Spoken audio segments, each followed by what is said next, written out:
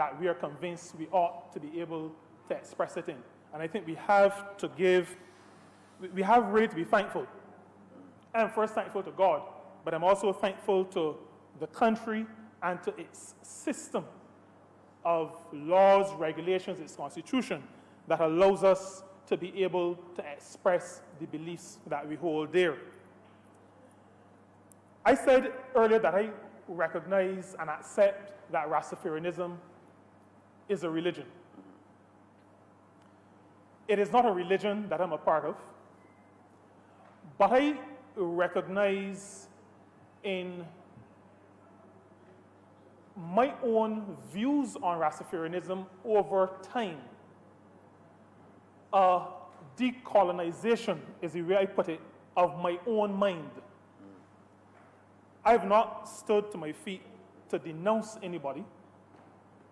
I recognize, and I think the Honourable Member for St. James Central would have spoken to the first time he encountered Rastafarians and the kinds of comments that were made about their appearance, about their lifestyle.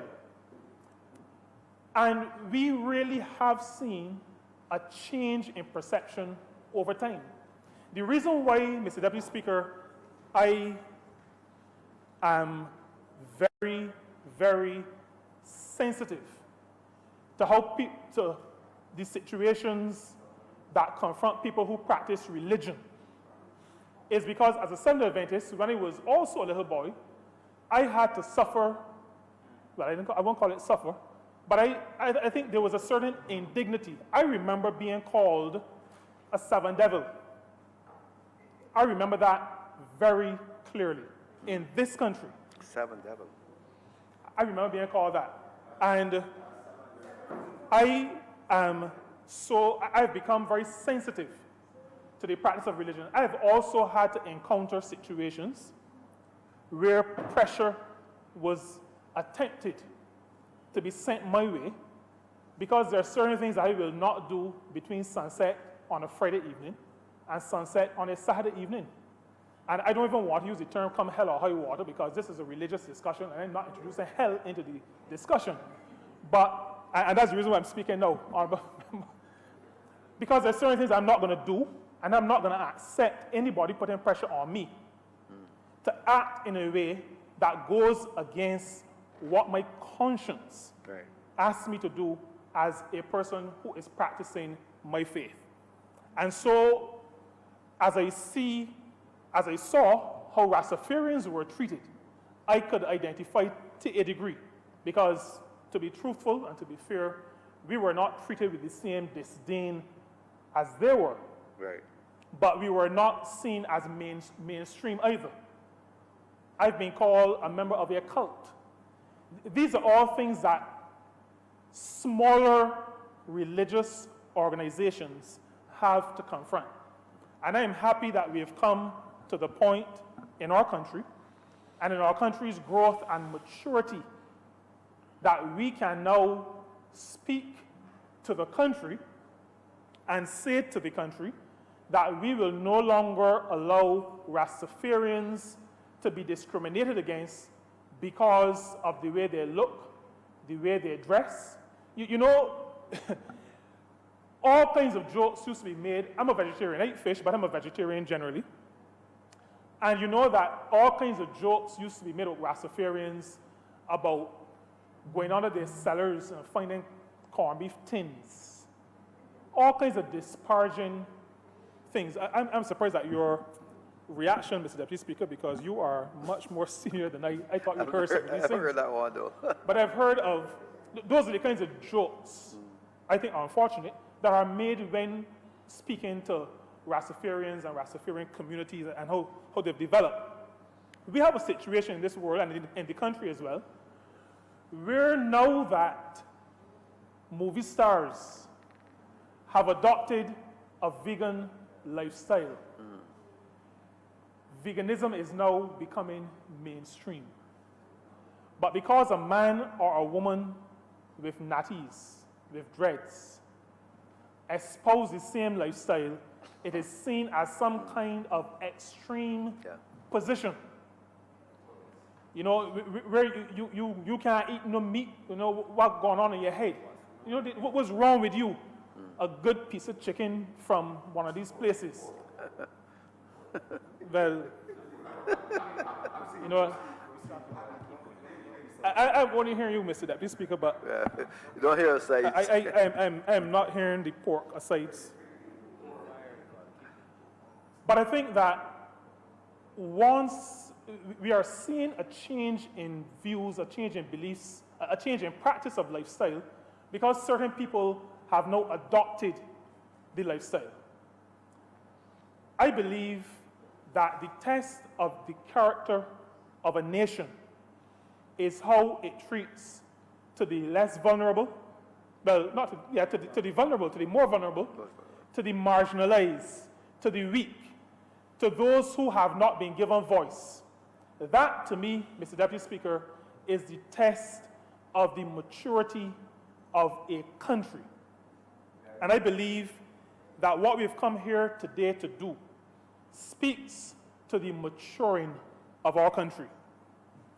So that now, Mr. Deputy Speaker, the colors of Rastafari are accepted. People like to wear bracelets and stuff. The music is accepted, reggae. The liturgy is more accepted than it used to be. I think it speaks to the fact that we have become more accepting of Africa as our mother country. We are more accepting that those things that are Afrocentric are not bad, are not backward, are not from some bygone era or some extreme. And so we see, as was mentioned earlier, and I in St. Philip the Less Church in Boscobel, drums are used, an Anglican church. There is in the liturgy and the practice of religious services in more mainstream churches, the churches that are called mainstream churches, and understanding that there are aspects of our African heritage that can be incorporated into our practice of our religions and our denominations, even if those religious practices or those denominations are not originating on the continent. So we understand that there is no inherent evil, because that used to be the view. There is no inherent evil. There are practices that we can follow, adopt, use. I would want just to mention that, you know, in Scripture, there is no description of God in terms of physical characteristics. But there is a passage, a few verses in the first chapter of Revelation that speaks to, as far as my study goes, the only physical representation of God, except spirit and light. Those are terms that are used in Scripture. But in Revelation 1, somewhere around 14, 15, somewhere around there is mention of God, and we are given a bit of a visual. Hair like wool. And our understanding of that is not long and straight as many of the pictures would depict. And I myself have issues with some of my people sometimes with these depictions. The feet are described as the color of burnished brass. Sounds to me like dark. And I would just want to, I've not come to preach a sermon, but I just thought I needed to share that to allow, because I believe that these, Mr. Deputy Speaker, are learning experiences and teaching experiences.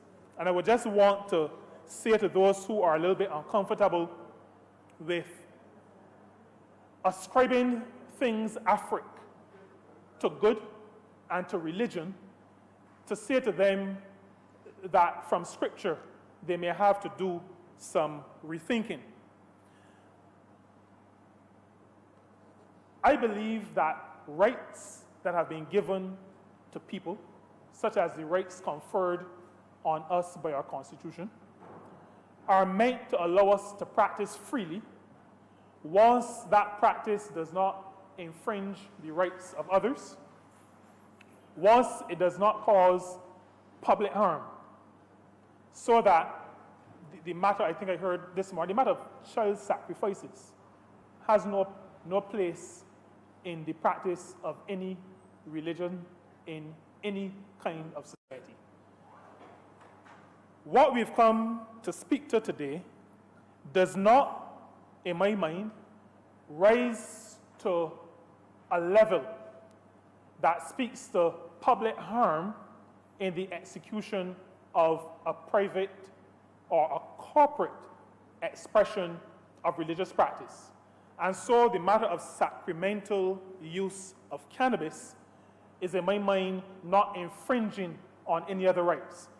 Therefore, I accept and believe and affirm and support the view that Rastafarians ought to be allowed to use cannabis in their sacramental rites. In our manifesto, we spoke, and I'm not saying this now to cast any slur, but in our manifesto, we spoke to the medicinal use of marijuana, of cannabis. We have had our debate on that. In our manifesto, we also spoke to the recreational use of cannabis. And Mr. Deputy Speaker, in that manifesto, we made it quite clear that any decision on the recreational use of cannabis must be sent to referendum. I, Mr. Deputy Speaker, signed up to that, like all 30 members of this honorable chamber. I signed up to that. I do not remember if the paper was blank or not, but I signed up to that. And I hold to that.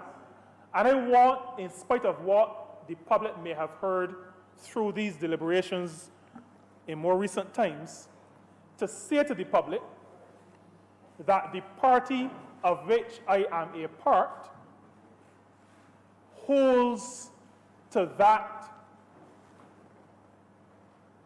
clause in our manifesto. We have placed it there. We understand that our manifesto is a commitment that we are making to the public of Barbados.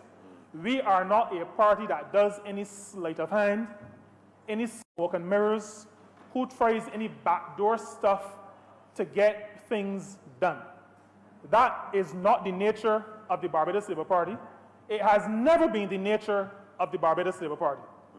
And those who are members of the Barbados Labour Party, and those who up to 18 months ago were members of the Barbados Labour Party, or those who up to 18 weeks ago were members of the Barbados Labour Party, understand that that is not the Labour Party way. We don't tell the public one thing and then do a 180 on them. Okay. It is just not in our DNA. We see it as a contract. We see it as a contract. And so I just want to reassure those who may be at the top of Broad Street or the middle of Swan Street, those few people who listen to certain people, just to reassure them that this is no gimmickry. This is no backdoor attempt at anything. This is a process of removing a restriction on people who want to practice their religion, just like how I, as a Seventh-day Adventist, want to be able to practice mine. That is all we are doing with this bill. Now, I want to be very clear this evening.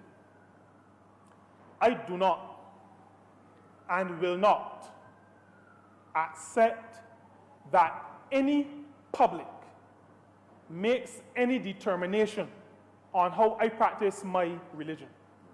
In other words, there may be one or two persons who believe that the sacramental use of cannabis should also have gone to public referendum. Mr. Deputy Speaker, I would walk out of this parliament if the party that I'm a part of had intended to do that. Because no public, I am not walking about Barbados begging people to allow me to worship on Sabbath. No legitimate religion should have to go into the public space and beg people to allow them to practice their religion in the way they see fit. And so I would never, under any circumstances, join with anybody to ask Barbadians, except the people who we are specifically targeting or facilitating. I would not join with anybody, any party, any group to ask the wider public to say, yes, I will allow you to do that. That has no place in modern practice of religion or how we go about dealing with religious expression. In 1969, this country disestablished the church. And so those of us who sit here do not sit as representatives of churches. I am a Seventh-day Adventist. My belief system is rooted in Adventism. I stand here as an Adventist, but representing the people in Rosehill, Spikestown, Boscobel, Black Bess, all over St. Peter. Those are the people I represent while I'm here, while guided by my belief system. But I say that to say to you and to say to the chamber, Mr. Deputy Speaker, that Barbados is not a theocracy. There is a role for the church, and I believe strongly that there's a role for the church. There is a role for my church. There is a role for the church that I was fortunate to worship in Hinesbury Road. And there's a role for churches all over Barbados. And I really want to call on religious institutions to take that role seriously, to continue to take it seriously, and to continue to work hard to impact our communities, to continue to work hard to impact our societies. I also want to say to them, and I'm a part of them, not to be fazed when people say or suggest that the church is not doing anything, because I've said it here before, a lot of those people, and I'm saying this now without fear or favor, because I can't remember who said it, but a lot of those people ain't got no business in church. They don't send their children to church. They don't go to church. They don't care about church, but want church to work miracles for communities and societies. I don't buy that. I don't buy that. So when I hear that kind of allusion, I write it off completely. But that said, I would still want to say to faith-based organizations, not just churches, but all faith-based organizations, that we have a responsibility to our communities. Right. And so in spite of those criticisms, we have to keep our focus, keep our head down, and do all that we can to make sure that we continue the work of building good societies in this country.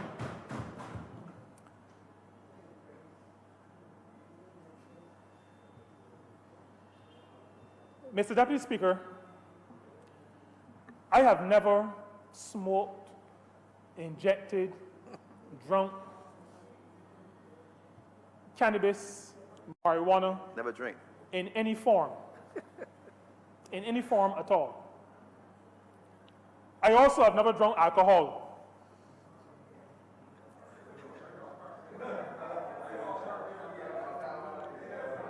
I say that to say the following. Yes.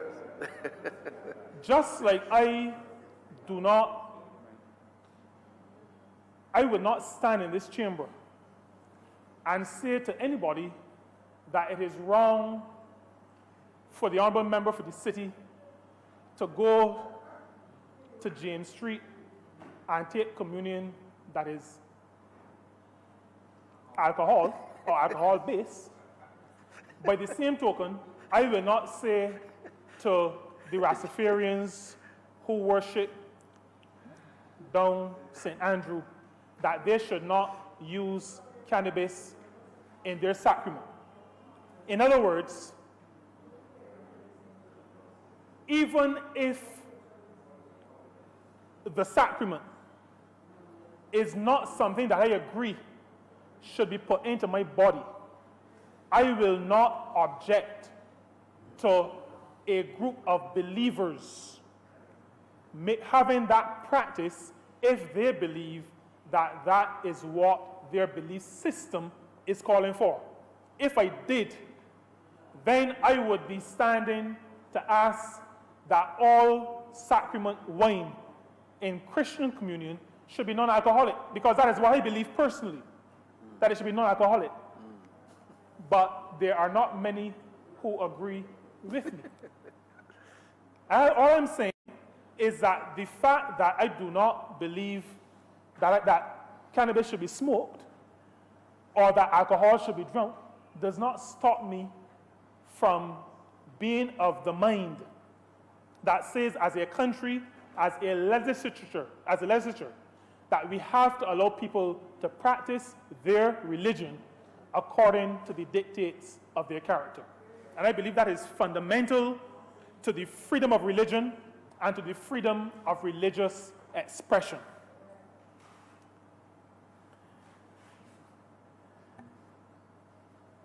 I support temperance in all things. As a matter of fact, when the Seventh-day Adventist Church was established, we had a strong arm called the temperance movement. And sometimes in more modern times, we call it abstinence from that which is bad and the moderate use of that which is good. I support the crafting of this bill in a way that speaks to the amounts that are mentioned. The learned Attorney General, the Honourable Member for St. Joseph, detailed that in his presentation. I support it, and I support it primarily because I think that whether a thing is good or bad, or whether I believe a thing is good or bad, they should not just be, well, in food we call it gluttony. Other words may be used in other situations. But I support the use of quantums to guide our approach to allowing cannabis for sacramental purposes. There are limits to the amounts, limits to the locations, and, you know, it is said that common sense is not common. And I wonder sometimes when I hear about a person being allowed to have cannabis for sacramental purposes, but no thought given as to how the person will have it, will come into possession of it. And so the Honourable Attorney General spoke to that this morning, because there is still that thought and talk about not being able to have it in your possession, but to allow for sacramental use. The grape juice that we use in church, Mr. Deputy Speaker, we have to buy it. And even though as a church we believe in miracles, I have never seen a bottle of grape juice just appear one Sabbath morning for our communion service. We have to get it from somewhere. Now, I do not think that it is beyond us as a country, our capacity to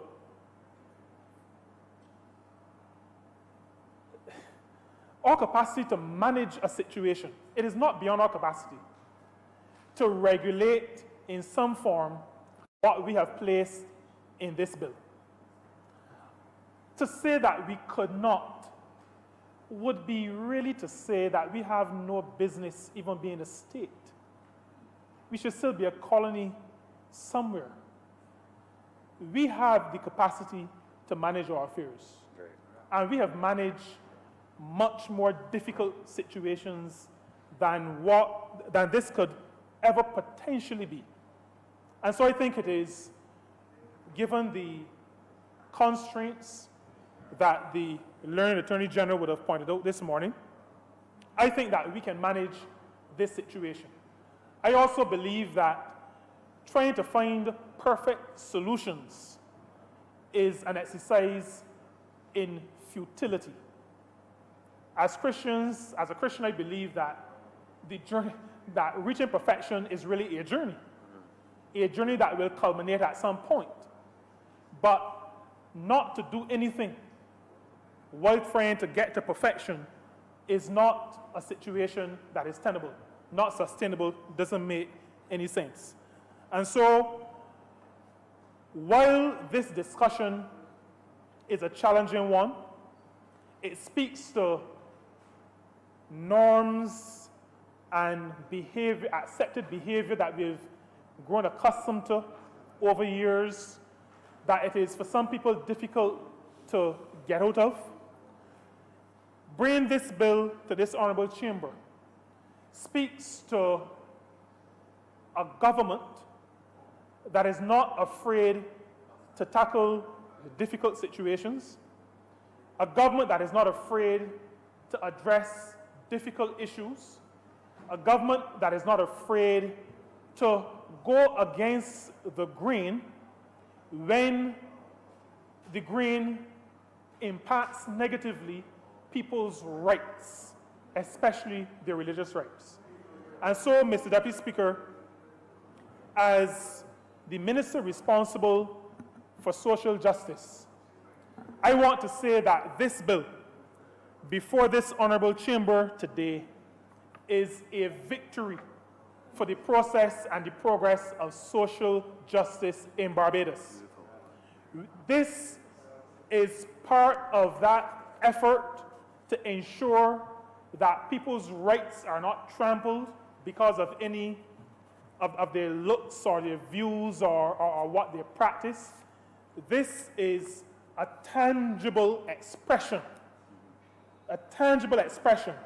that this government is committed to removing all barriers to discrimination of any sector or any group of people in this country.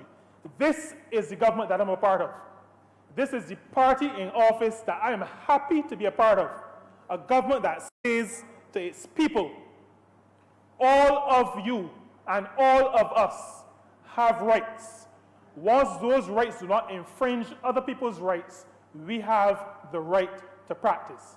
Long live social justice in Barbados, and long live the march to achieving that end of ensuring that all of our people are free, not discriminated against, and are able in their own way to contribute to the development of this country that they love so much. I'm obliged to you. Right. Honourable Prime Minister. Thank you, Mr. Deputy Speaker. I rise to bring closure to this bill, this debate, and do so with pride. I do so with pride because fundamentally, the bill that is before this honorable chamber is really one that is intended to deal with the mission for inclusiveness and the mission for a free and fair society that is non-discriminatory. A society that values our own, that allows us, in the language of the Father of Independence, in the month of independence, to love our mirror image, as he asked us in 1986, what mirror image do we have of ourselves? And we have come to this point as a nation on the eve of our 53rd anniversary of independence, conscious that, as I said 1 week ago, exactly at the same time in the Parliament of Ghana, that we have come to accept and love ourselves for who we are, rather than to be defined by others. We live in a society that values the service clubs of the Kiwanis and the JCs and the Lions, but there are some who still are yet to value the oldest service club in Barbados, the Barbados Landship. We live in a society that prior to my introduction as Minister of Education, as to the practices of the landship into the schools of this country, our school children knew nothing at all about the Barbados Landship.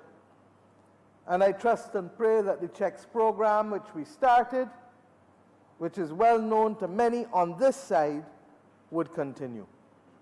We live in a society that finds it difficult to reconcile that freedom fighters can be black.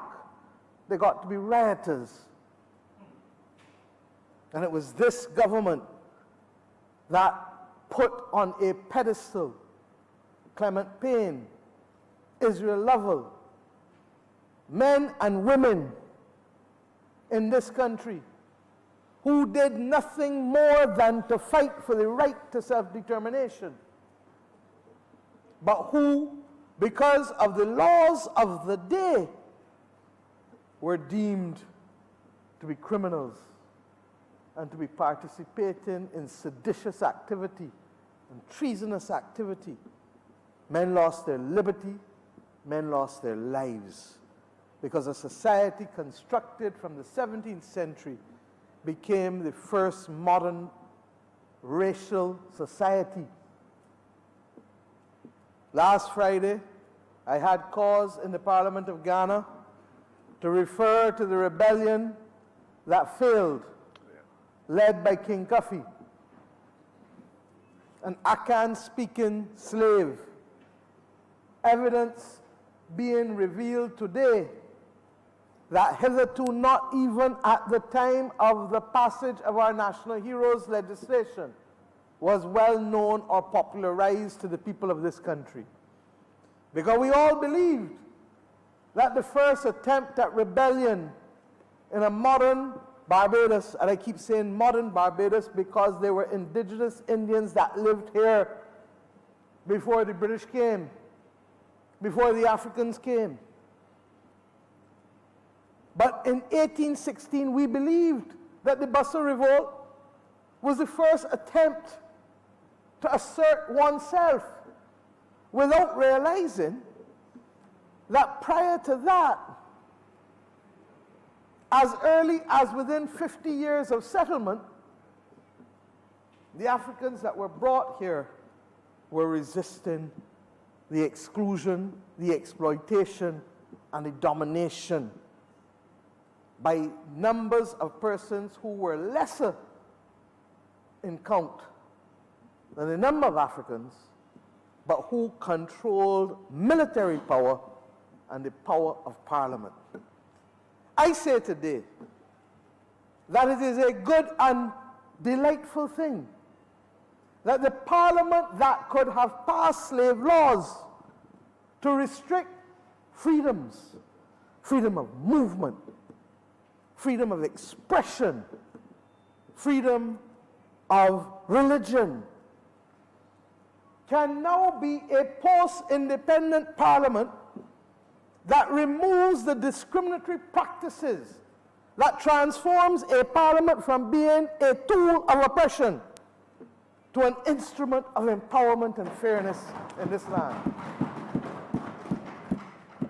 Mr. Deputy Speaker, it is easy to say these words, but if you look at others in the region and the extent to which laws remain laws and discriminate against women, passing on their right of citizenship to their children, discriminating against people who want to practice their own religion. I know what it is to be a lawyer practicing criminal law in this country and to have had clients on remand to be found innocent when the trial was finished, but to have had themselves shaved of their locks before the determination of innocence was returned in our law courts. Mercifully, that practice did not require a law to be changed. And through enlightened leadership at the level of administrations, the policy changed.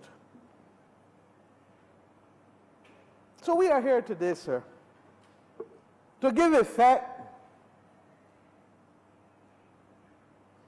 to a determination by this party, which I have the honor to lead, that when we met, and I trust and pray that the Honourable Leader of the Opposition is of the same view, that when we met, and in May 2016, we went to the headquarters of our sister institution at Solidarity House on that evening. And many of you did us the honor of sharing the precepts and principles in the covenant of hope, our covenant of hope. The possessive pronoun should not escape you, because we were not prepared to use the definite article. We wanted to own it. We didn't want it to be something that moves from party to party to party to party, principle to principle. We wanted to own this, and we said that we shall forever be known, because you can with clarity and certainty understand who we are, what we stand for, and what we shall fight for. And in that document, sir, the very first principle that the Barbados Labour Party stood for. Somebody get injured. The Barbados Labour Party stands for strengthening the spiritual and cultural psyche of Barbadians in a way that enhances honesty and integrity, raises self-awareness, builds confidence and pride, fosters a sense of industry and responsibility, community and nationalism. And at Principle 9, the Barbados Labour Party stands for fostering civility, inclusiveness, and respect for diversity amongst our citizens. On the next page, opposite in the wall of values, look at it there at the very bottom. One may even say it was anchoring all of the other values, because a society that knows what it is to have its members be a victim of discrimination should not be guilty of the very same act of discrimination against its own members. That would otherwise be known as hypocrisy. And if we are therefore to be true to the principles that those men and women that went before us fought for, it mustn't only be the principles that are convenient to us. As I say all the time, principles only mean something when it is inconvenient to stand by them. I can think of no better expression than that laid out by the previous speaker, the Honourable Member for St. Peter, who reminded us that there are people in Barbados who would still want to assault the religion to which he belongs as a cult, simply because they choose to practice their religion from on a Sabbath that is a Saturday. And I must tell you that even along the route, and he would tell you too if he is pressed, that there are those who would have wanted me to insist that a member for St. Peter come to hear me as leader of the Barbados Labour Party address annual conferences Saturday after Saturday after Saturday at 4:30 in the afternoon, and to disrespect his religion just simply to be present for that occasion. And I said, I would love to see my brother. I would love to stand up next to the tall man. But the truth is that principles only mean something when it is inconvenient to stand by them. And while I may not be of the Seventh-day Adventist faith, my secretary is, my MP is, people who I respect are. And I have a duty to respect their faith, even when the leader of the opposition as bishop served with us. On many occasions, he had to tour the region with respect to his regional responsibilities as bishop of his faith within the region. And his party then accommodated it. Still party. Because fundamentally, we are born of a movement that understood that the fight against discrimination had to be on all fronts. And I say all the time, Mr. Speaker, Mr. Deputy Speaker, that at the age of 53, as this nation is, you have to be accustomed to difficult conversations. Life is not in a straight line. And were it that we could do things that don't have pros and cons, might be in fact blasphemous, because it would be meaning that we are purporting to be divine. And we're not. But what we do know is that there are certain principles that are worth standing for. Now, I go to the manifesto. And before I go, I remind us that the fact that the first goal and vision espoused in this covenant of hope was for a new national consciousness is because we are conscious that we still live even with the majority of the laws being repealed, except for this one, which we are seeking to perfect today. But we still live in a society where our minds have been penetrated by concepts and images that are intended to tell us we are inferior. There is a great book called The Racial Contract by a Jamaican called Charles Mills, a distinguished academic. Indeed, I believe he gave a lecture some years ago in this country. And he made the point that when the Europeans determined that they wanted to conquer this part of the world, the first thing they did in order to extract wealth was to go for the Indians who were indigenous. And when they could not survive, they then went to Africa to be able to start the extraction of labor. And Mr. Speaker, I would be telling you a lie if I did not admit that the visit last Thursday to the Cape Coast is one of the most emotionally disturbing events of my entire life. To stand in those dungeons where over 200 people were forced to stand with one window to the top. No, 200 people at a time. A room that is not even really from here to that wall, from that wall no further than the Attorney General. In it they ate, in it they defecated, in it they urinated, in it they slept, in it they recovered, in it they kept care of one another.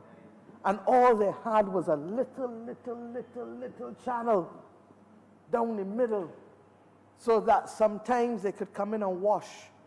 The Ghanaians told us that after the last slaves were kept in that room, when they opened it up decades later, all of what was defecated were still remnants on the wall. And then they took us when we went to the burial, yes, to deal with the remnants. And the symbolism of it will never leave me. And I'm glad that members of the Rastafarian faith were able to accompany us, Ada Niger and Lucille Trockman and others on that trip. We didn't go and leave them out. And for the record, the business people who went paid for themselves. They took us to Asin Manso where we did the burial. But the importance of that was not only where they buried others from Jamaica and the United States. They then took us, and I must confess, I prayed because the ground was wet, the leaves were slippery, the mud was even slipperier. And we walking down this path to the river. And when you got to the river, the main river, the currents were flowing strong. But there was a little piece off to the side that was like a pond. And then we learned the horror. That they would take the people who would become slaves and put them in that little pond to clean them. And they would take the bamboo and they would use the bamboo and rub and scrub them and scrub them and scrub them, and the blood would flow. I have a bottle of the river water now that I keep, and I have it next to my bed. A country that is built on the premise of racism and inferiority cannot, in the modern 21st century, against the background of self-determination, seek to be discriminating against anybody for any reason.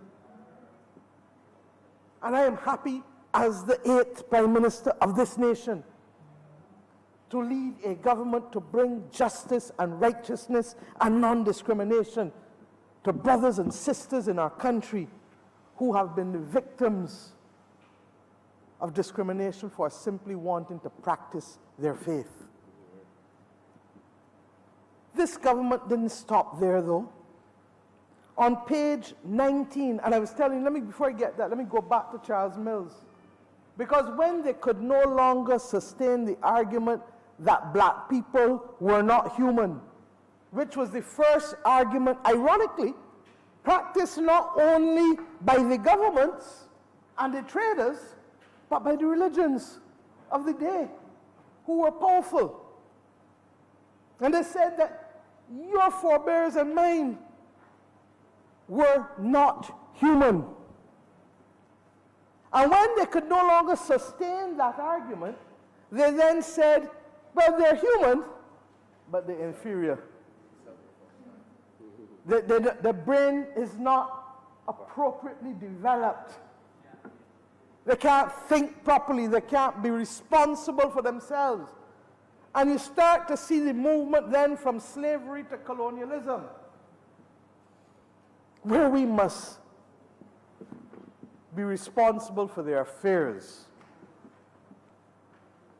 And when, as we moved into the 20th century, and remember when St. Michael spoke about the partitioning of Africa, and can I tell you in this parliament that 1 week ago represented the 135th anniversary of the starting of the conference by Bismarck to be able to partition Africa, irrespective of the tribes that they were splitting, irrespective of the consequences that they would bring to people trying to put people together who didn't even speak the same language.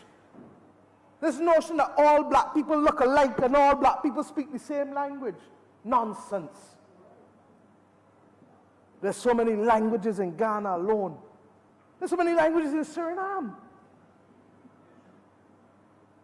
And what we have was then an experiment in colonialism, and ironically, the first black country to become independent, the first sub-Saharan African country to become independent, was Ghana under the distinguished leadership of Kwame Nkrumah, whose mausoleum and museum we had the honor of visiting and paying tribute to last Friday morning. Ironically, just as Ghana was the first African country to become independent, when Barbados became independent 53 years ago this month, shy of 8 days today, we became the smallest nation in the world ever to declare that it had the confidence in itself to govern our affairs. So, Mr. Speaker, when the colonial experiment was deconstructed, we ended up with one problem.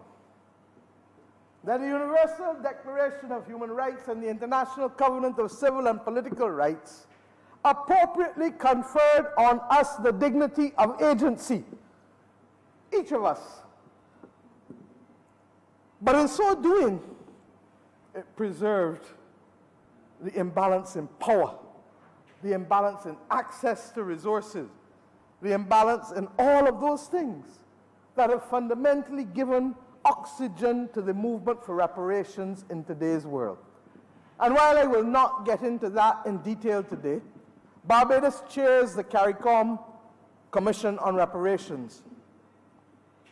And there is no doubt that the centuries' extraction of wealth from our part of the world secured the foundation for an industrial power for most of the North Atlantic countries, just as it underdeveloped the Caribbean and Africa, as Walter Rodney so brilliantly wrote. But the problem goes beyond the laws. The problem also goes to the continued determination that you undermine the sense of confidence needed by these people, our people, by referring to everything that is black as negative. The member for Christchurch East Central will go instead of me next week to the OECD in the hope that in our continued engagement that this notion of blacklisting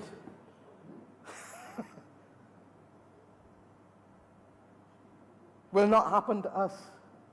And the very list being called a blacklist is as offensive as it can get, adding salt to the injury that is given to us economically and financially to our companies.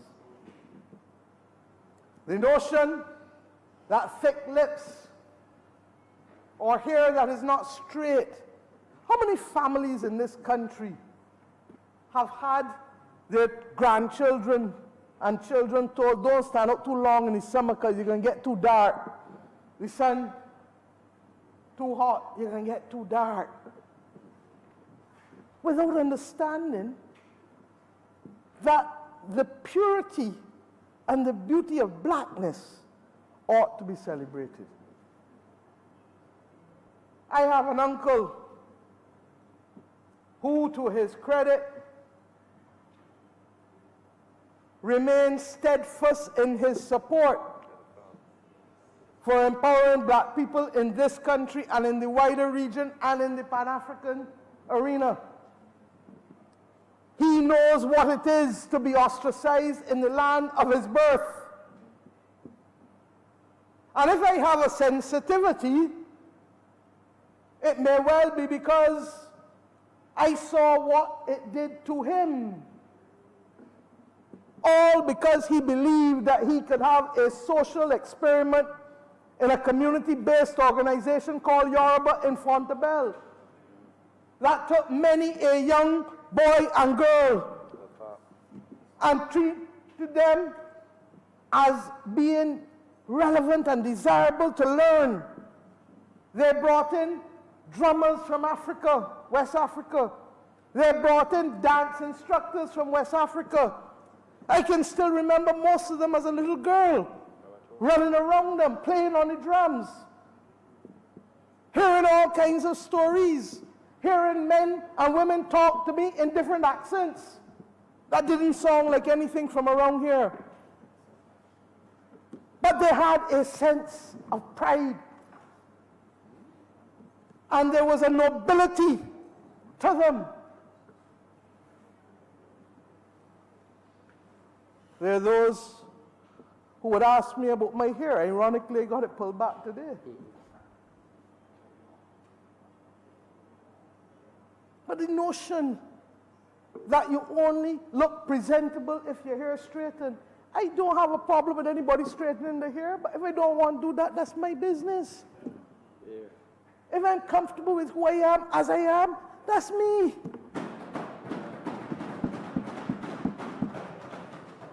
And that sense of confidence is the most important gift we can give our children in this country. We want global citizens with Bajan roots. Then let us root them. Let us look in the mirror and love who we see.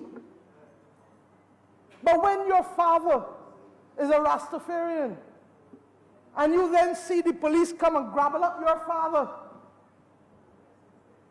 and carry him down to the main guard,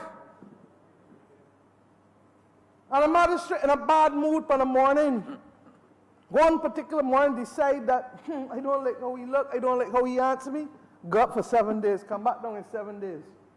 Don't tell me that these things don't happen. I know. Because I have been present on too many occasions. It is true that the society has become more tolerant now, and some of the penalties are not now in the norm. And that's perhaps why it is easier to begin to reason with people that these things are wrong.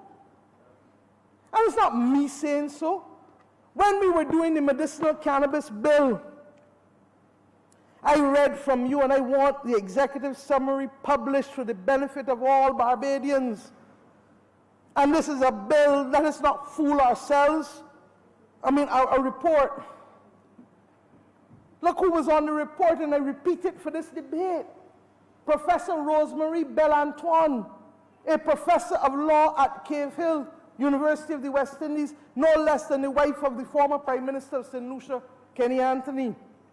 Professor Wendell Abel, a consultant psychiatrist at the University Hospital of the West Indies at Mona, a doctor of medicine and psychiatry, masters in public health from Johns Hopkins, one of the preeminent medical schools in the Western Hemisphere. Esther Bess, manager of the National Drug Council of Trinidad and Tobago, the equivalent of the National Council of Substance Abuse in Barbados. Franklin Lennox Francis, or better known as Ras Francae Tafari, the ambassador of Antigua and Barbuda to Ethiopia. Dr. Alana Griffith, a lecturer in sociology, a Barbadian young lady, bright lecturer at Cave Hill. Dr. Maxine Gossell Williams, a senior lecturer in pharmacology and pharmacy at UWI Mona campus.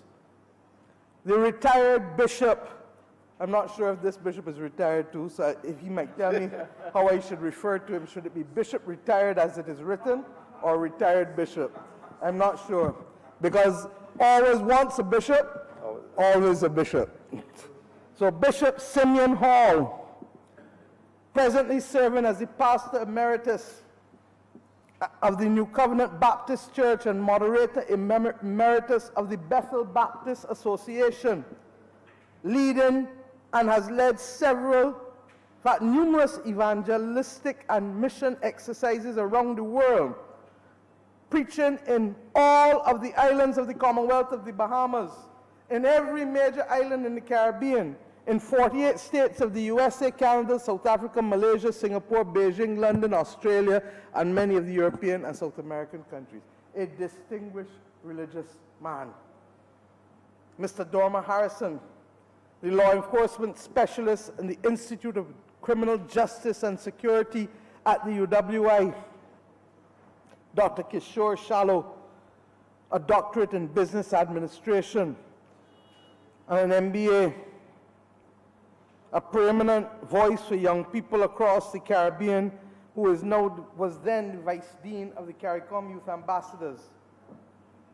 I refer to this because this report made clear a number of things, and the executive summary is sufficient for those who don't want to read the full report. But it made the point that the history of the illegality of cannabis in the Caribbean is less than 100 years old in most nations.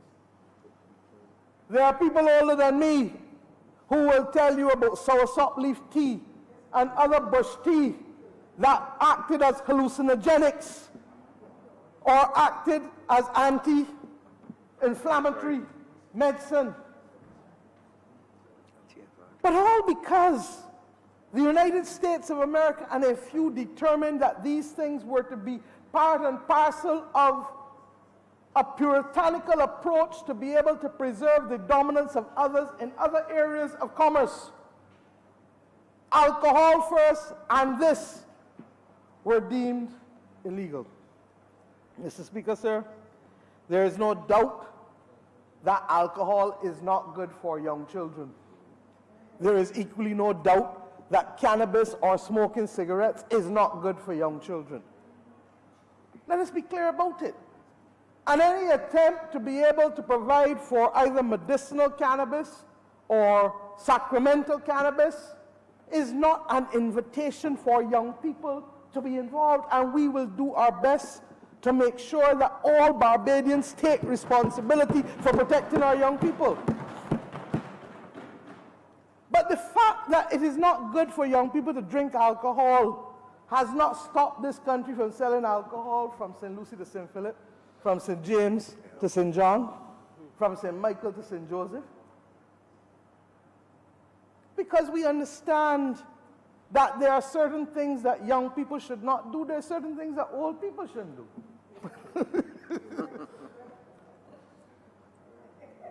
There's a time and season for everything.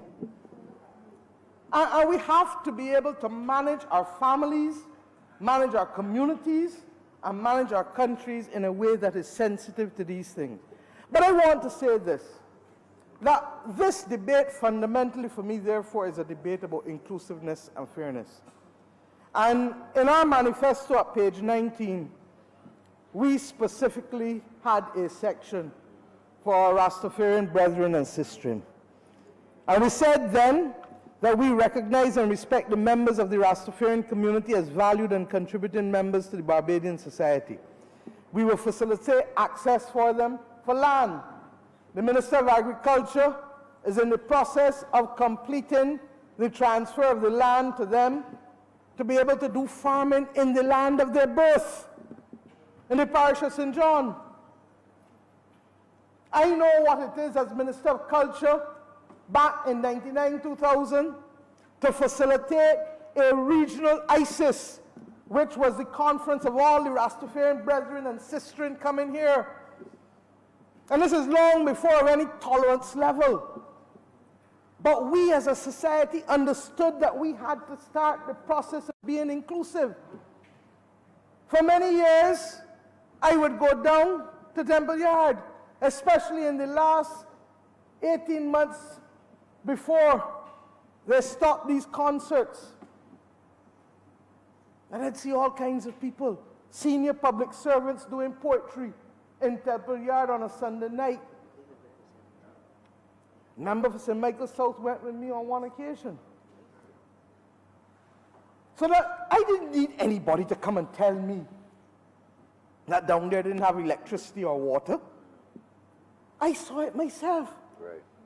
And one of the first things we did as a government was to say that it is wrong. You know what a blessed country this is, Mr. Deputy Speaker? You know that there are many other countries that if in the heart of town you had a location where hundreds of people gathered on a daily basis who were excluded from water and light, that in many other countries it went in so. And the last government ignored them for 4 or 5 years after they had the fire. Well, I'm happy to say that between the Ministry of Public Works and Maintenance and the Urban Development Commission, that work has started and is largely completed. But we are going further because we believe that the upgrades, the removal of the butcher shop to the front that burnt, that stands there derelict, that needs to come down. We need to have a proper entrance. We need to have proper landscaping with them helping to design it. I went there myself and told them that this is what we are going to do. I didn't call the press to go. I don't need the press to do the right thing in this country. We have to do right by people. And I may be attacked for many things, but I am going to do right by the people because the people gave us a mandate, and the mandate is in this manifesto to do these things. From Temple Yard, back to the provision of land, back to the non-discriminatory practices that we need to foster, to the inclusive approach. So my colleagues and myself will remain faithful to that mission. As to those who are asking about recreational cannabis, let me be very clear, Mr. Deputy Speaker. We said in this same manifesto that we were going to legalize medicinal cannabis and that we would go to referendum. We would go to referendum on recreational cannabis. Mr. Speaker, it is to my knowledge that the leader of the Democratic Labour Party supports the decriminalization or legalization of recreational cannabis. The leader of the opposition and myself have spoken, and it is for him to speak for himself. But I am confident that the truth is that there is far more consensus on these issues in this country than exists, than people might think. But in spite of the consensus at the political level, our party took a view that as a matter of governance, that 30 people sitting in a parliament cannot bind societies to fundamental change on certain wedge issues, and that we would not take action in advance of consulting the people of this country. Mr. Speaker, it is in our manifesto. People voted for it, and as the member for St. Peter said, we remain steadfastly faithful to what the people voted for in our manifesto. To that extent, Mr. Deputy Speaker, at a point in the future, all Barbadians will have a chance, one Sunday afternoon or one afternoon in the week, possibly, so as not to get into anyone's sacrament on a Sunday, a day in the week, to be able to go and to vote. And they'll have the chance to say, yes, it should be decriminalized, no, it should not be decriminalized. And like with everything else, we shall live by the results of that verdict. Without prejudice to that, the Attorney General has expressed his concern, as I have too, that it is taking up too much space in our criminal courts. And in fact, the government of Trinidad and Tobago would have, just as a cabinet passed legislation to decriminalize, they are not going to referendum, they're going straight. And that they are introducing into Parliament legislation to deal with this. Jamaica has. Antigua has. St. Vincent has done sacramental and medicinal like us, but they are going to look at how best to remove the criminal blockages and penalties that are making too many of our citizens convicted criminals, rather than dealing with this as a public health issue if the addiction is really there. So this government will continue the path in a very measured and orderly way, as we indicated to the people of this country. But today, 1 week shy of our nation's 53rd anniversary of independence, we seek to remove the stain and the discrimination against too many of our citizens, thousands of them, across these 11 parishes. Yes, there are some who have locks who are not Rastas, but there are also people without locks who are Rastas. Let us be clear. There's no exam to tell you whether you're an Anglican or a Baptist. It's an article of faith. It's a matter of mutual self-respect. And Mr. Speaker, sir, one of the things that stood out last week is that institutions in their historical development have sometimes not always stood for the right things. This Parliament was once a tool of oppression, a tool of tyranny. Today it stands as an instrument of empowerment and social justice. Last week, Thursday, when I visited the Cape Coast Castle, it shook me to learn that above the dungeon stood the location where the priests occupied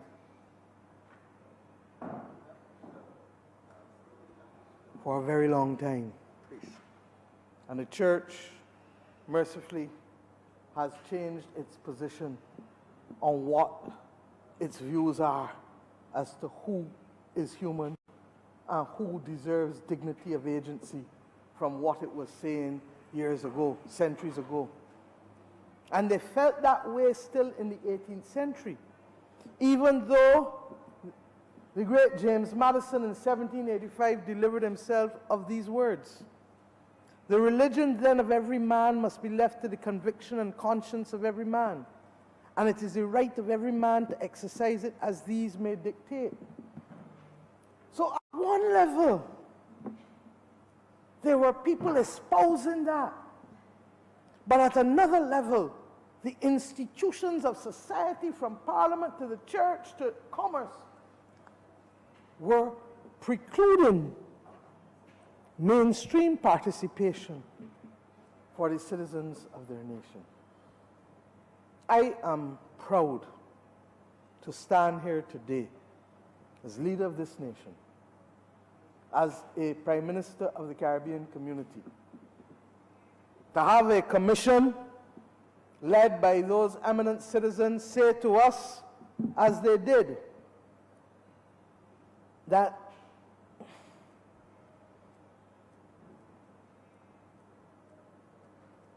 the commission believes that the end goal of CARICOM should be the dismantling of prohibition in its totality, to be replaced by a strictly regulated framework akin to that for alcohol and tobacco, which are harmful substances that are not criminalized.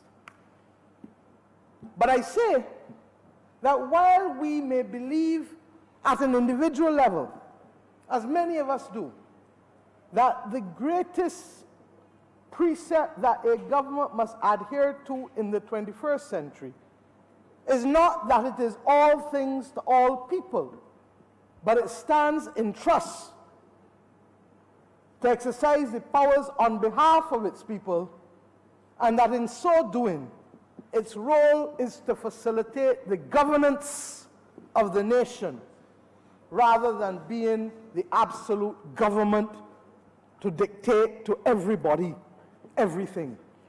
This is the democracy precepts.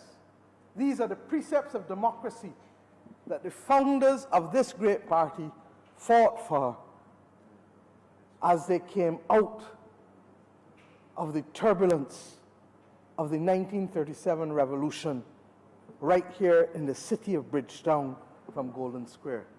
So, Mr. Speaker, I ask this honorable chamber, as others will ask in the other place, for us to stand united in ensuring that there is no remnant of discriminatory practice for a sect that is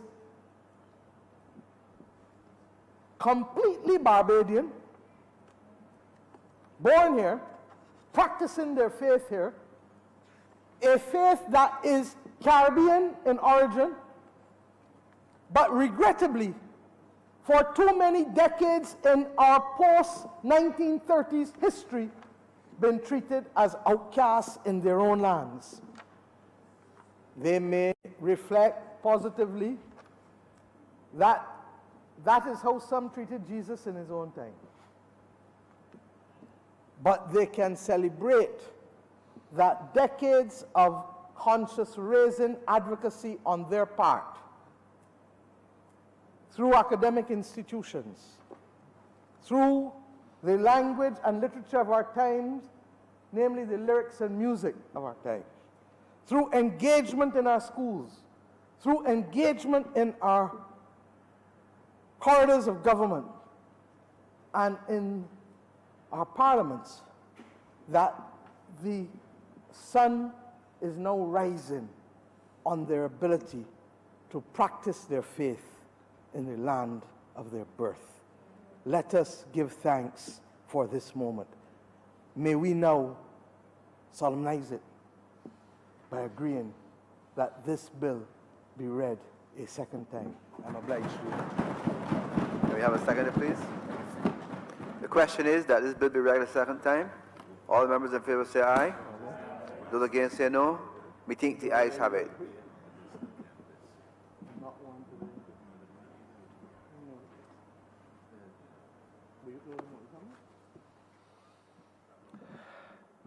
Just a minute. No. Mr. Deputy Speaker, I beg to move the appointment of the Honourable Member for Christchurch South to be acting chairman of committees. The question is that the member for Christchurch South be appointed be appointed as chairman of committees. All members in favor say aye. Aye. Those against say no. I think the ayes have it. The member for Christchurch South will now be chairman. Now you got to beg that. Member for city, you got to ask that he leave the chair so he can. Mr. Deputy Speaker, I beg to move that you do now leave the chair and that the House resolve itself into committee for further consideration of this bill. The question is that I do not leave the chair and our member becomes chairman of committees. All members in favor say aye. Aye. Those against say no. I think the ayes have it. Nigel, I want to make a slight amendment. I want to make a slight amendment here from 12 to 14. By just saying.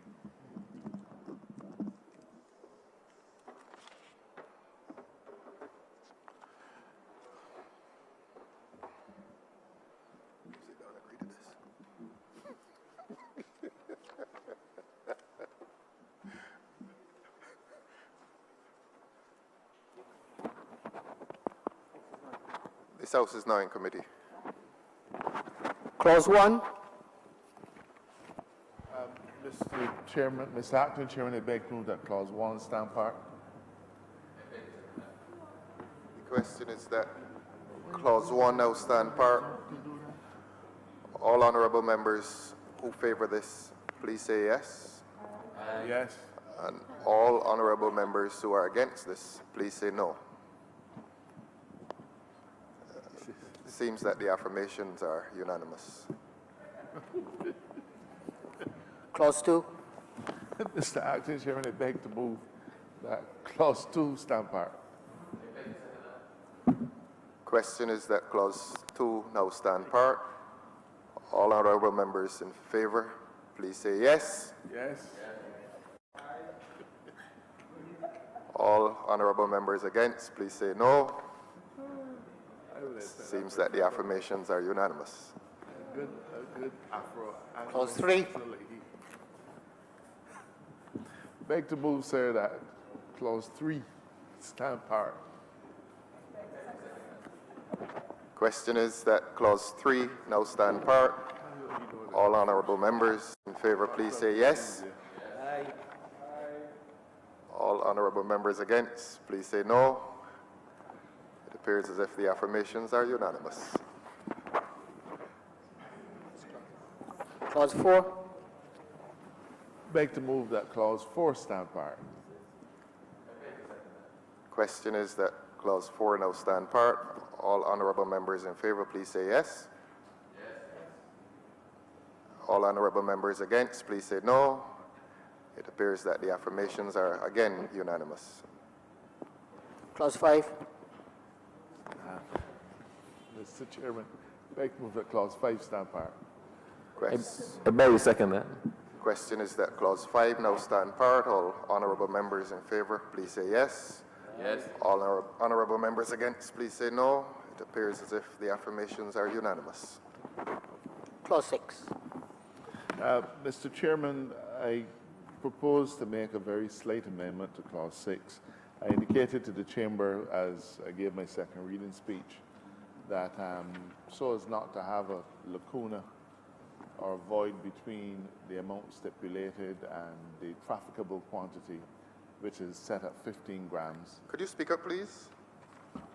Yes. Yes, thank you. I wasn't hearing you. Mr. Chairman, Acting.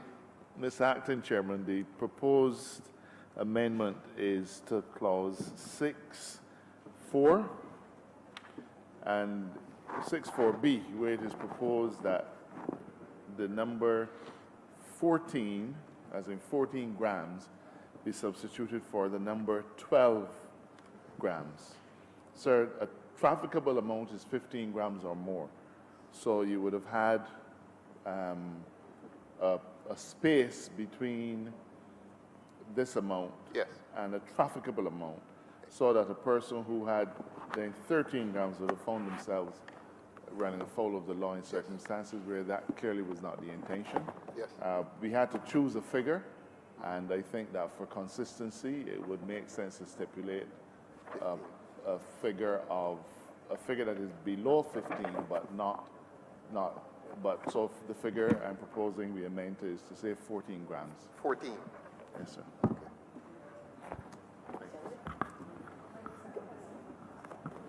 Speaking of that matter, Mr. Chair, Acting Chair, I had raised a query for clarity as to whether or not the amounts indicated in Section 6, as stated in the legislation proposed, are intended to suggest that any individual attending an event in the circumstance of exemption, any individual is allowed to carry the 12 ounces, or does that refer to the person holding the permit?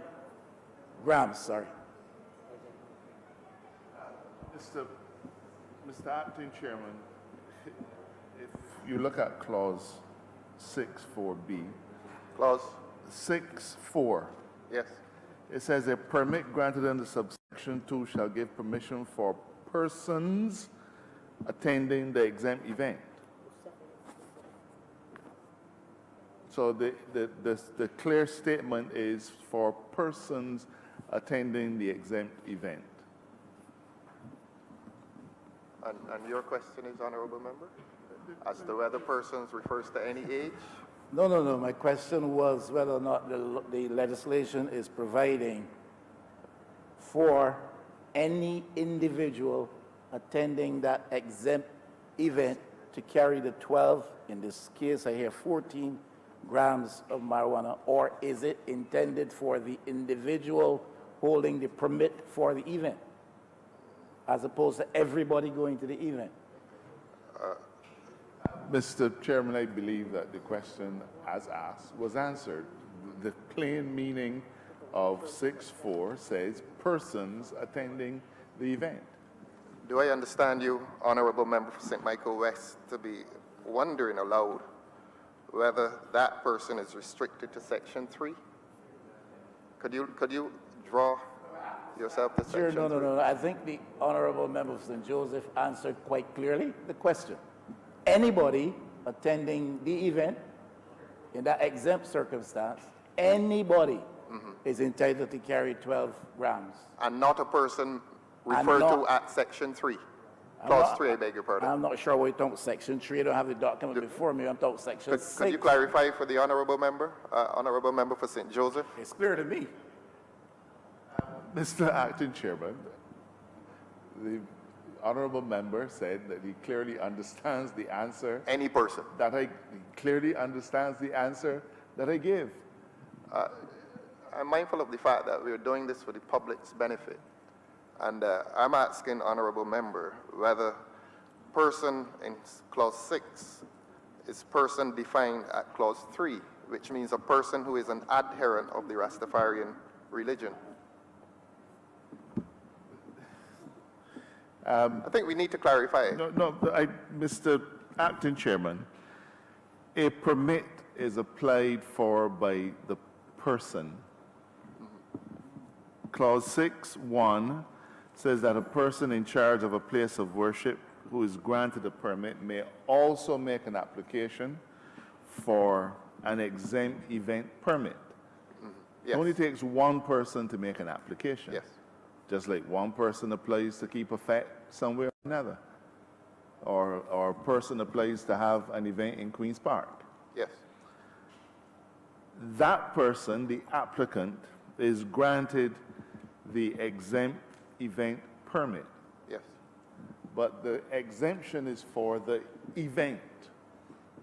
The exemption is for the event. So you're given an exempt event permit.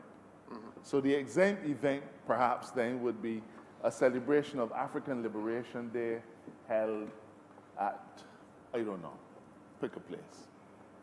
King George V Memorial Park. Yes. So that would be given an exempt event permit. The individuals who are going to be attending the event, any person who is attending the exempt event has the privilege, sir, as set out in 6(4)(b).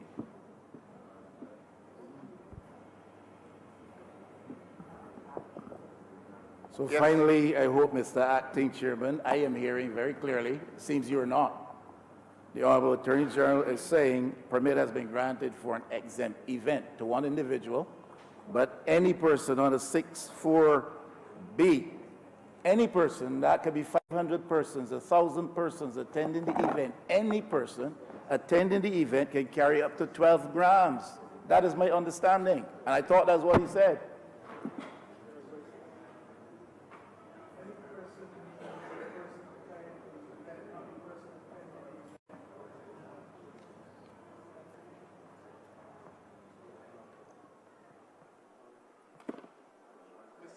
Acting Chairman, I beg to move that Section 6 as amended stand part.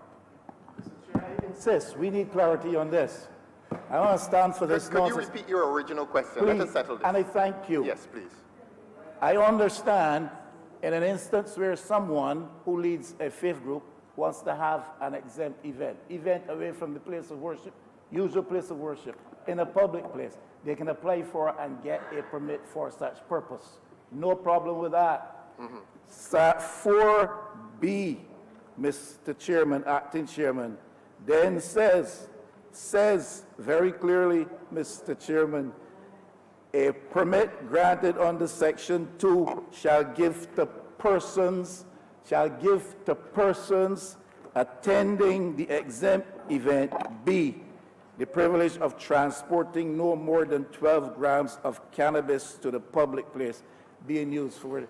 Now, I asked for clarity. And in the first two instances of reply, I understood the Attorney General saying anybody. And now I am confused again. Is it anybody, or is it just a single person who holds the permit for the event? The question, therefore, is... Sorry, Sorry, Honourable Member. As I understand it, the question, therefore, is whether at 6(4)(b), that person, this is B you're asking about, Honourable Member, is restricted to the person who is granted the permit, or whether it includes all persons attending the event. Mr. Acting Chairman, Yes? The first rule of statutory interpretation is the literal rule.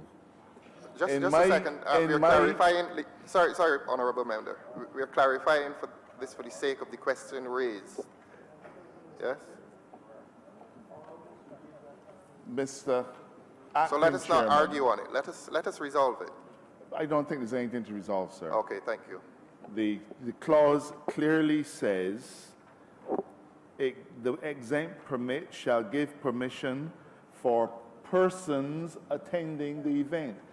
Persons is, first of all, plural, and it can therefore not be limited to the person who applies for the permit. Right.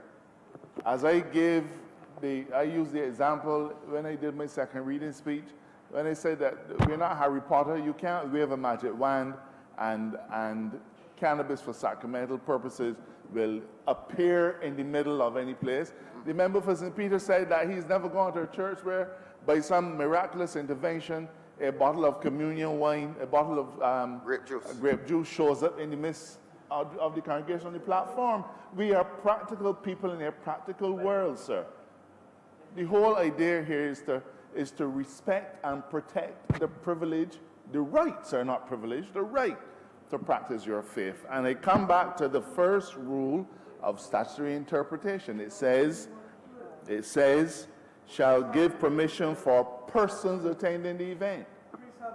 Persons. Persons. Sir, we go back, we repeating the same debate.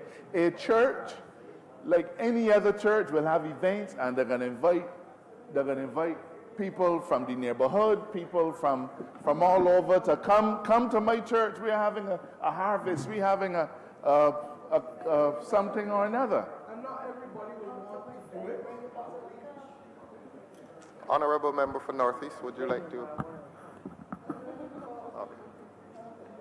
Mr. Acting Chairman, I will tell you, I don't like how you're pointing at me. well, I will tell you, Mr. Acting Chairman, I will tell you, Mr. Acting Chairman, that I understand Yes. Just the make the honourable point. member from St. In a Joseph parliamentary to be fashion. saying Yes. that were you to be leading a faith group, and were you to have applied for a permit for an exempt event, and that permit were granted to you, when that event is held, all those persons coming with you and to attend that event will be allowed to carry up to 12 grams of marijuana. That is what I understand.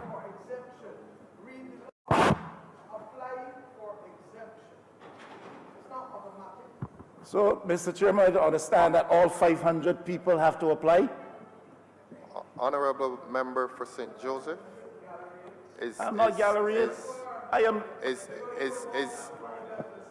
your answer consistent with Not what gallery. the Honourable Member for St. Michael Northeast is saying? Just give the answer and let's press Mr. on, Acting please. Chairman, I've already given the answer three Thank or you four very times, sir. I'd like to move that section, that clause 6 stand part. Mr. Acting Chair, Is there a Could- counter motion? Mr. Acting Chair, could I hear from you as to what you understand to be the honourable member's position on this matter? On a point of order, Mr. Speaker. On the point of order, Mr. Acting Chairman. The leader of the opposition has a total misconception of the role of an acting chairman, of any chairman, well, in committee. The I- chairman presides and rules. I was about to say that it is not. I take it that the honourable member for St. Joseph is of the view that you do not know what your role is. No, He has stood to his feet on many occasions. if you don't He mind. has given different responses. I have an interpretation. In the interest of clarity, just share with me what is yours. Help me out here. No, you have asked, Honourable Member, you have asked, and I'm doing this fairly and fearlessly, be assured of that. And you have asked the question, the Honourable Member for St. Joseph has supplied an answer. He supplied an answer, and the legislation will stand or fall on what the Honourable Member has answered you with. Thank you. Could you press on? Please put it again, Honourable Member. Let's do this properly. Beg to move that clause 6 as amended stand part. Question is that clause 6 now stand part. All honourable members in favour, please say yes. Against, please say no. It seems as if the affirmations are unanimous. Clause 7. Member, Beg to move that clause 7 stand part. question is that clause 7 now stand part. All those in favour say yes. All those against say no. Seems as if the affirmations are unanimous. Clause 8. Beg to move that clause 8 stand part. Question is that clause 8 now stand part. All honourable members in favour, please say yes. All those against, please say no. Seems as if the affirmations are unanimous. Clause 9. Question is that clause 9 now stand part. All those in favour, please say yes. Aye. All those against, please say no. Seems as if the affirmations are unanimous. Clause 10. Member? Beg to move that clause 10 stand part. Question is that clause 10 now stand part. All those in favour, please say yes. All those against, please say no. Yes. Yes? Did I hear any yeses? Yes. Thank you. Seems as if the yeses are in the majority. Well, It's unanimous. the same answer. You just don't want. Clause 11. Persons Members, is one could we answer. do this orderly? Beg to move please? that clause 11 stand part. Thank you. Question is that clause 11 now stand part. All those in favour, please say yes. All those against, please say no. Appears as if the affirmations are unanimous. Clause 12. I beg to move that clause 12 stand part. Question is that clause 12 now stand part. All those in favour, please say yes. All those against, please say no. It appears as if the affirmations are unanimous. Member? Clause 13. Beg to move that clause 13 stand part. Question is that clause 13 now stand part. All those in favour, please say yes. All those against, please say no. Appears as if the affirmations are unanimous. Clause 14. Clause 14 stand part. Question is that clause 14 now stand part. All those in favour, please say yes. All those against, please say no. Affirmations are unanimous. Clause 15. Member? Beg to move that clause 15 stand part. Question is that clause 15 now stand part. All those in favour, please say yes. All those against, please say no. Appears as if the affirmations are unanimous. The first schedule. Beg to move that the first schedule be the schedule to the bill. Question is that the first schedule be the schedule to the bill. All those in favour, please say yes. All those against, please say no. The affirmations are unanimous. Second schedule. Beg to move that the second schedule be the second schedule to the bill. Question is that the second schedule be the second schedule to the bill. All those in favour, please say yes. All those against, please say no. The affirmations are unanimous. Report. I beg to move, sir, that you do not report to His Honour the Deputy Speaker the passing of one bill in committee. Question is that I now report to His Honour the passing of one bill. All those in favour, please say yes. All those against, please say no. The affirmations are unanimous. Thank you very much. Where is he? Oh.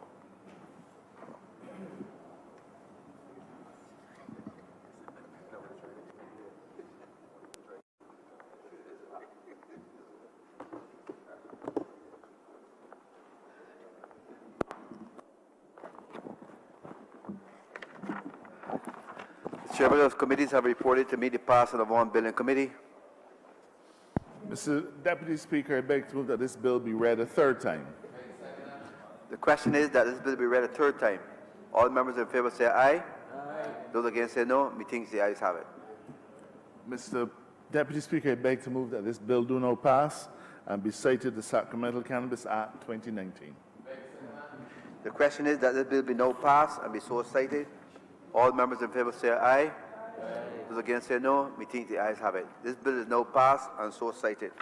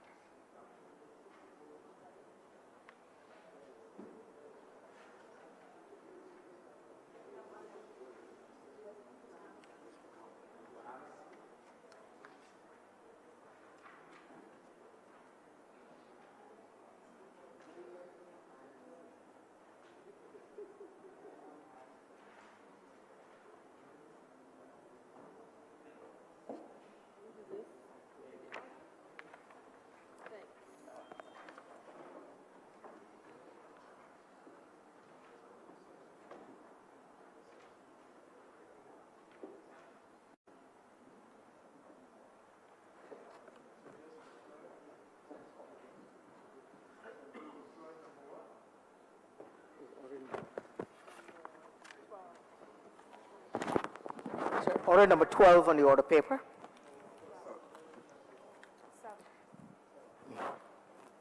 Order number 12 in the name of the Honourable Leader of the Senate to move that the House resolve. What? Sorry. The Honourable Member of the Senate, the House to move that the House resolve itself into Standing Finance Committee, consider the grant of sums of money for the service of this island.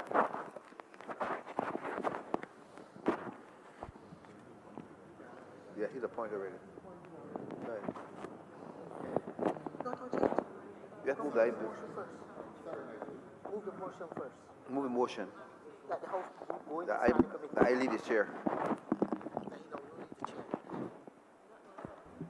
Mr. Deputy Speaker, I beg to move that the House resolve itself into Committee of Supply Seconded? and that you do now lead the chair. Okay. Seconded, please. Okay. The question is that I do not leave the chair and this House resolve itself in the Standing Finance Committee. All members in favor say aye. Those against say no. We think the ayes have it.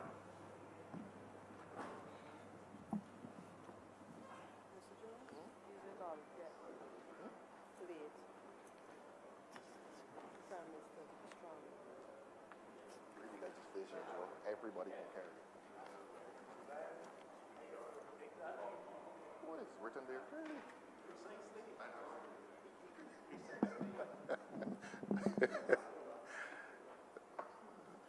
This House is now in committee.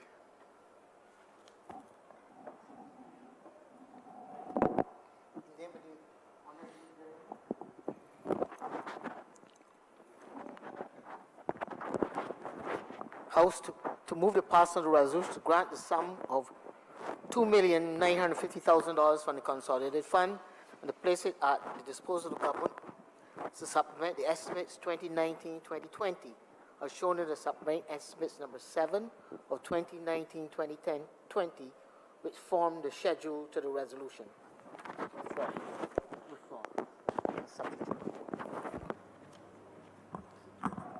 Mr. Acting Chair, Yes, please. I beg to move that Order number 7, 2020, that was laid, to be withdrawn and be replaced by new Order 7. Put that. For the sum of $1,800,000. The question